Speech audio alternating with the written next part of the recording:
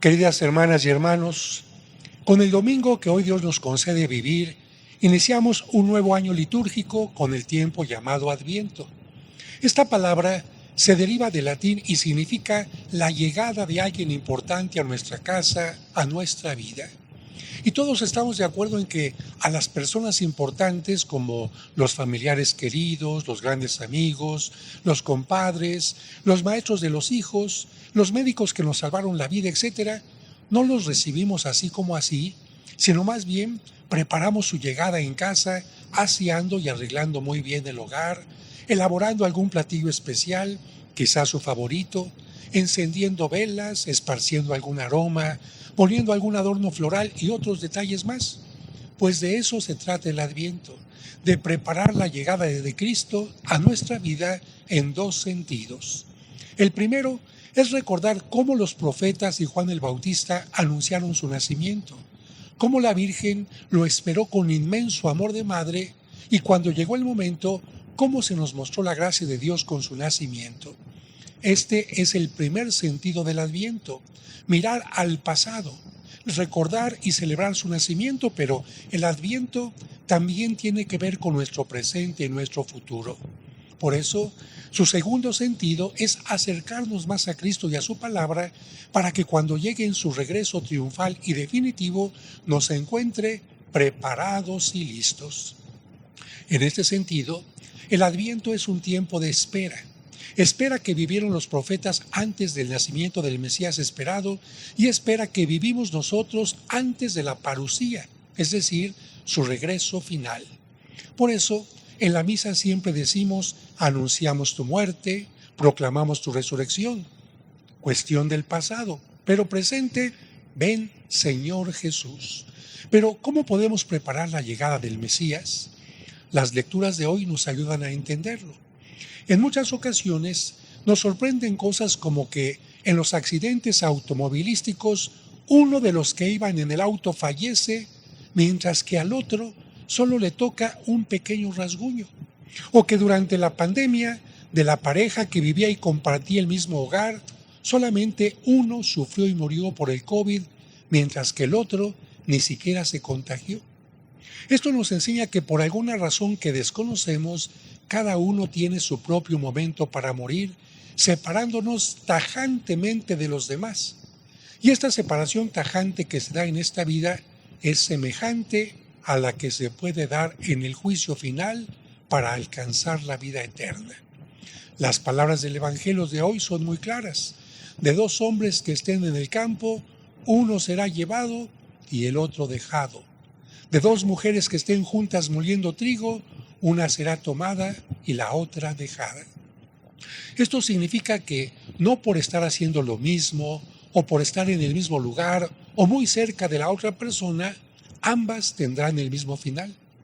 La diferencia entre el final de unos y otros, el que será tomado y el que será dejado, estará en nuestra manera de vivir la fe, en nuestras actitudes, en nuestras formas de relacionarnos con Dios y con los demás, en nuestra misericordia, en nuestra coherencia de fe y vida, en nuestras obras y no solo en nuestras palabras. Quizás por eso de una familia, un hijo podrá salvarse, pero el otro por sus actitudes, por haber estado alejado de Dios, quizás perderá la vida eterna para siempre. Ya Cristo nos había advertido que mientras estamos en este mundo, las personas buenas y las malas crecemos juntas como el trigo y la cizaña, a tal grado que aparentemente no parece haber diferencia porque tanto buenos como malos nos enfermamos o tenemos problemas y tantos buenos como malos podemos tener buenos momentos o éxitos. Sin embargo, de acuerdo a la Biblia, cuando llegue el momento final, el resultado será muy distinto para unos y para otros. ¿Por qué Dios permite que la gente mala, la cizaña, crezca junto al trigo y no la arranca? Para darle oportunidad de que se vuelva trigo, para dar oportunidad de conversión a los que cayeron en las garras del mal. Pero fíjense bien, esa oportunidad bajo la misericordia de Dios termina con la muerte. En ese momento ya no habrá misericordia ni oportunidad de arrepentirse o conversión, sino habrá justicia en la que mediante un juicio Dios dará a cada uno lo que se merece, como lo dice el Evangelio. Unos serán tomados y otros dejados. O como dice la parábola del juicio, las ovejas serán colocadas a su derecha y entrarán al reino de Dios, mientras que los cabritos a su izquierda serán echados fuera. ¿Por qué la mayoría de la gente no piensa en su momento final? Puede ser porque no es muy agradable recordar la limitación humana. Puede ser porque algunos piensen que nunca van a morir o que piensen que les falte mucho para eso. O porque están tan ocupados en las tareas cotidianas del presente que no se dan tiempo para pensar en el futuro. Y lamentablemente, al no tomar en cuenta nuestras limitaciones, que llegará un día el momento en que moramos, y al dejarnos llevar por la inercia de la vida, podemos llegar a vivir en forma irresponsable. Por eso, para recordarnos que la vida es única, que no hay otra oportunidad, que no hay reencarnación, que se tiene que vivir con responsabilidad, Cristo nos recuerda que no debemos pensar solo en comer, beber o casarse, sino más bien vivir a fondo, porque también en tiempo de Noé y antes del sismo del 85 o antes de la pandemia, como lo dice el Evangelio, la gente comía, bebía y se casaba hasta el día en que sobrevino la desgracia y perdieron la vida. Unos solo perdieron la vida porque se murieron, pero otros también perdieron la vida eterna porque además de haberse muerto, desaprovecharon la vida que Dios nos dio en este mundo. El Evangelio nos enseña a estar preparados porque nadie sabe el día ni la hora en que llegará su muerte o el fin de los tiempos con la llegada definitiva de Cristo. Y subraya que estar preparados implica tener una actitud activa como la del padre de familia que está velando para que el ladrón no entre en su casa haciendo un boquete. Esta preparación me hace pensar en lo que sucede en todas las escuelas. Muchos niños o jóvenes viven como si nunca fueran a tener una evaluación.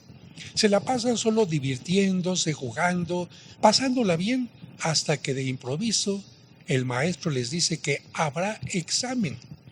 En ese caso, solo los alumnos que se prepararon estudiando, haciendo apuntes, las tareas, estando al corriente, serán llevados al grado superior, mientras que los demás serán dejados en el mismo grado para reprobarlo.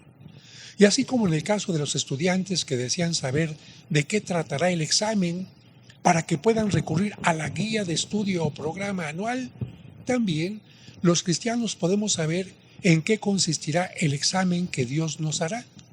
A ver, ¿en qué consistirá este examen? Guía de estudio para el examen final. ¿Consistirá en la ropa que vestimos de marca o corriente? ¿En los restaurantes o lugares que visitamos en viajes? ¿En los cursos o títulos académicos adquiridos? ¿En las posesiones? ¿En los partidos deportivos a los que hayamos asistido o en las series de televisión o películas que hayamos visto? Definitivamente que no. El juicio se centrará en el bien vivido, en el crecimiento espiritual y humano alcanzado, en la vida compartida en misericordia y servicio. Por eso, las guías de estudio para el examen final son los mandamientos y las obras de misericordia, así como la vivencia activa de los sacramentos, especialmente la presencia participativa, participando en la Santa Misa. ¿De dónde vino la palabra Adviento? Bien, en tiempo del Imperio Romano había ocasiones en que el César o una gran autoridad visitaba alguna ciudad. Si estos personajes encontraban algo que no funcionara bien, reprendían fuertemente al encargado de aquella ciudad o a quienes no habían cumplido con su responsabilidad. Por eso, para preparar la llegada de este personaje importante, anunciaban a todos que en un tiempo determinado tendrían el adventus, en latín, la llegada del César o algún inspector. Esta palabra hacía que todos los habitantes repararan todo lo que no funcionara o se esforzaran en embellecer la ciudad. Los primeros cristianos quisieron comparar el trabajo que hacían los ciudadanos romanos para recibir al César con el trabajo que tenemos que hacer los cristianos para recibir a Cristo en nuestro momento final, o si sucede antes, cuando Él regrese definitivamente por segunda vez. Por eso se le llama a este tiempo el Adviento.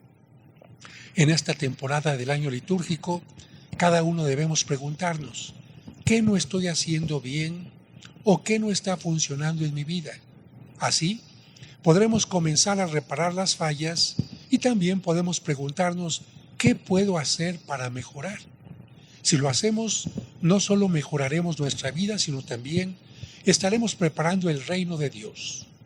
Son hermosas las palabras de la primera lectura que nos invitan a que un día, con la ayuda y conversión de todos, hagamos que todas las armas desaparezcan. Así lo dice el profeta en la primera lectura. De las espadas forjarán arados y de las lanzas podaderas.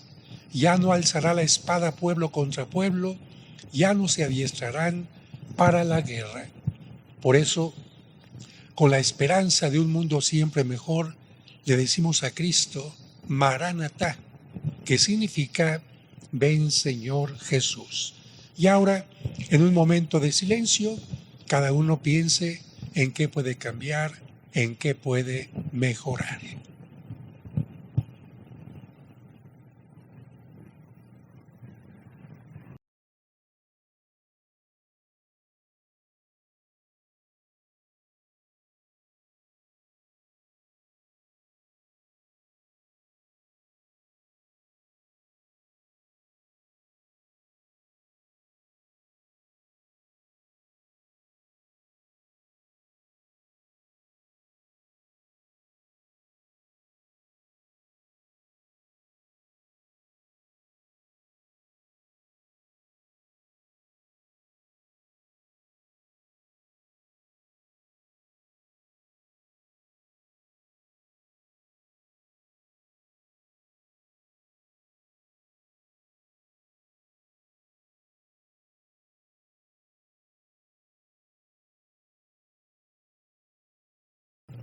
Después de este momento de reflexión que nos exige el Adviento para hacer que la luz del Señor venga a nuestro corazón, renovemos nuestra fe.